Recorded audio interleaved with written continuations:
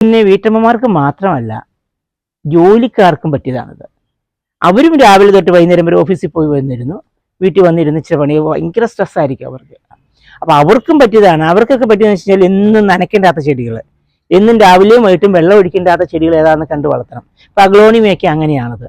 അതുപോലെ ഓർക്കിഡും അങ്ങനെയാണത്. Orchid daily നനച്ചാലും നല്ലതാണ്, നനച്ചില്ലെങ്കിലും കുഴപ്പമില്ല. അപ്പോൾ അവർക്ക് രാത്രിയാണെങ്കിൽ പോലും അല്ലെങ്കിൽ വൈകുന്നേരങ്ങളിലാണെങ്കിൽ പോലും ഇരുന്ന് അവർക്ക് നനയ്ക്കാൻ സാധിക്കുന്ന സംഗതിയാണ്.